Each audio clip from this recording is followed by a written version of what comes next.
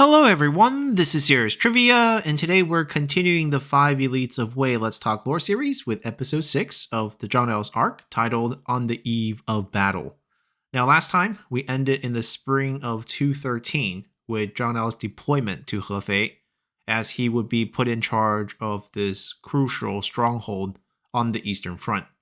But for the next few years, Cao Cao's attention and resources would actually shift westward on the heels of Ma Chao's rebellion, and this would create an opening on the Eastern Front for Sun Quan, who in 214 will launch an attack on the city of Wan in Lujiang. Led by generals Lu Meng and Gan Ning, Sun Quan's forces quickly overran the defenses at Lujiang as the local administrator Zhu Guang and the garrison commander Dong He, along with tens of thousands of civilians, would be captured and forced to migrate back south to become farmers and laborers on Tuntian farms created to support Sun Quan's growing armies. During this raid, Zhang Liao did attempt to reinforce Lujiang from Hefei, but unfortunately, Lujiang fell before his army could arrive. More importantly, with the loss of Lujiang, Hefei now became a true border stronghold, as Lujiang was its southern buffer for land attack routes. And knowing that Sun Quan will surely be back eventually to launch another attack on Hefei, this time potentially from this new land route from Lujiang, Zhang Liao proceeded to construct a small military outpost at the southern point of a mountain range on the road to Hefei named Nanxia Shu to serve as a forward warning post against potential future attacks before returning with the main garrison forces back to the city of Hefei. Now, because of the loss of Lujiang, Cao Cao did return to this eastern front in July of 214 to launch an attack against Sun Quan, but this campaign failed to achieve any of its military objectives and was quickly abandoned in October, just 3 months later, as Cao Cao once again would be forced to head back west to Hanzhong, where Liu Bei's takeover of the Yi province became a much more imminent threat. Departing alongside Cao Cao were more troops and supplies, including those from Zhang Liao's Hefei garrison, as by the end of 214, Zhang Liao would find himself with only a little over 7,000 troops to defend the city of Hefei.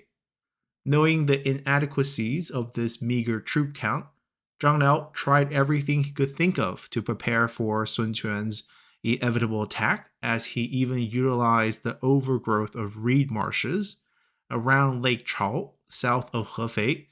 to hide small naval ports where fast attack ships could remain hidden until needed against Sun Quan's navy. Yet all his preparations could not prepare Hefei for the scale of Sun Quan's attack in August the following year, as Sun Quan would drain almost all the troops available to him in the south to form a grand army, totaling more than 100,000 strong. Now, earlier in 215, just a month prior to Sun Quan's attack,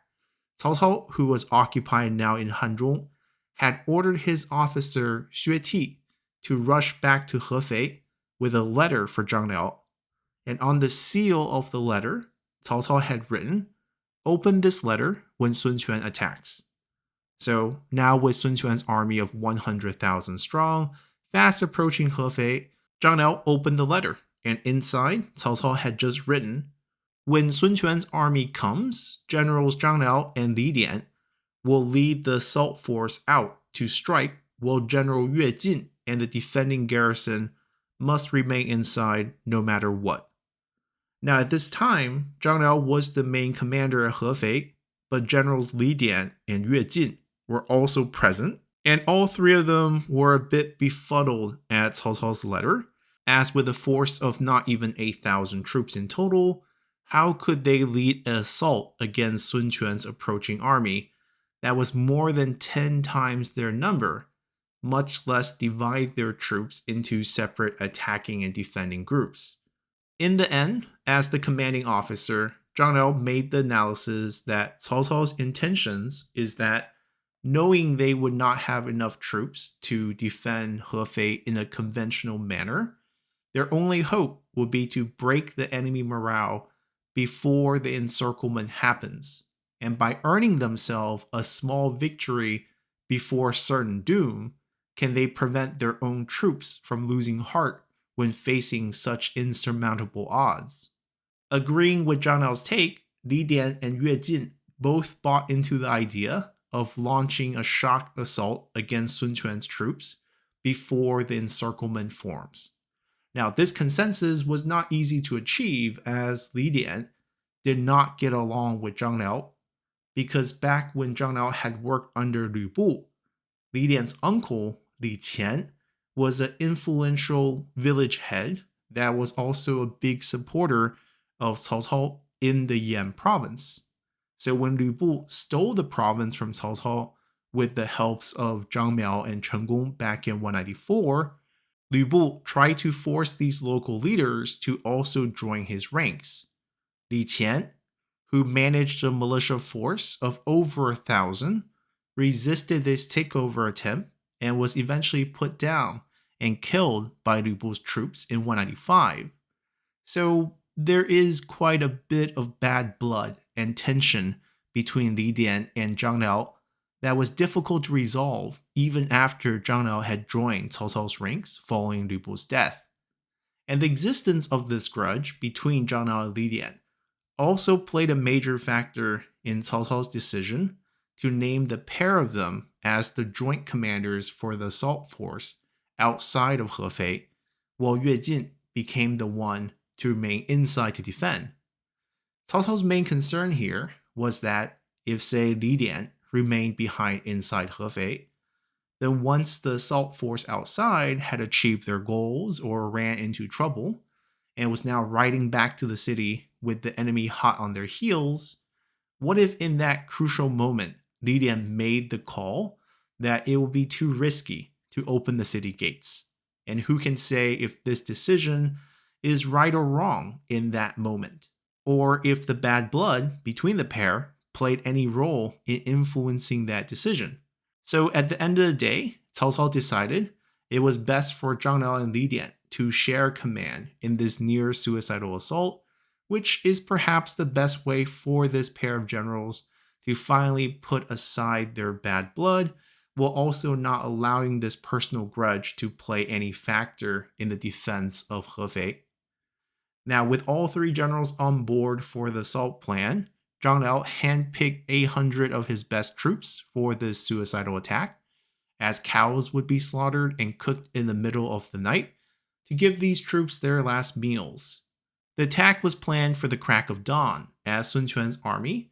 who was still in the process of unloading from their fleet and setting up camp outside the city, would be the least prepared at that hour, with many of the troops still resting on their ships, as the camp was not yet complete.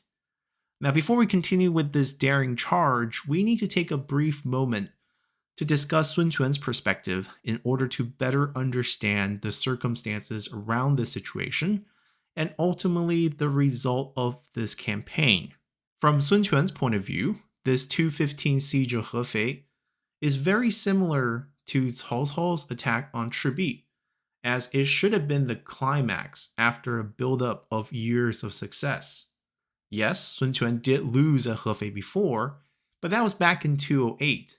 And after that defeat, Sun Quan enjoyed a series of political and military success, from vassalizing Shixie and the entire Jiao province in 210,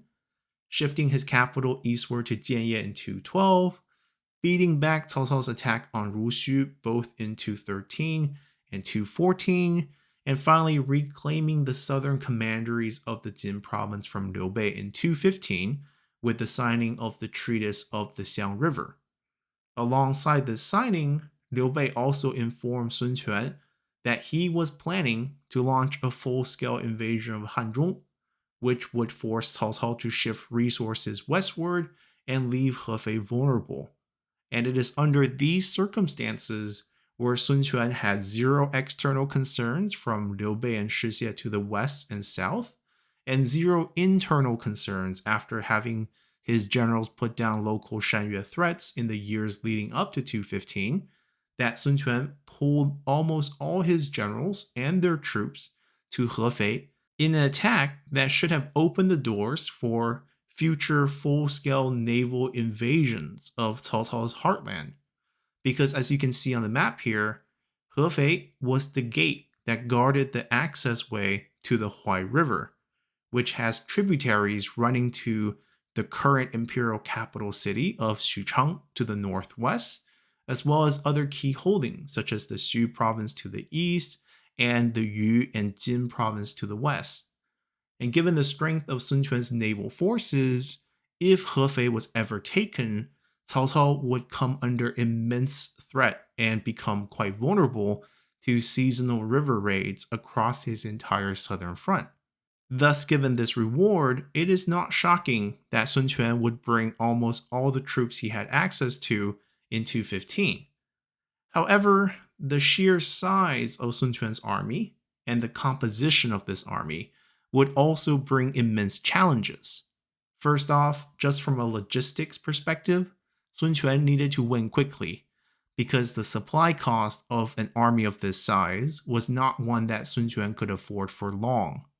Second off, even if Sun Quan had infinite supplies, which he does not,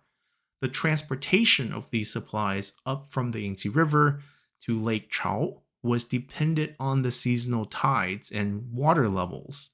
In the dry month or the summer times, the tributary rivers would often dry up. So even if supplies were not a problem, Sun Quan would only have until the spring of 216 to finish this campaign, which started in August of 215. Lastly, the main flaw of Sun Quan's army, both during this campaign and during most of the Three Kingdoms period, lie with the retinue system that the Sun clan employed. Essentially, ever since Sun Ce's early days, because the Sun clan did not represent the central government and resided in an underdeveloped frontier area in the south, where tax revenues were already limited,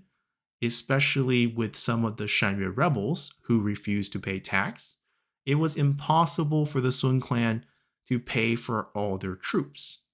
The solution to this was a rather decentralized army structure where individual generals became responsible for the cost of their own retinues.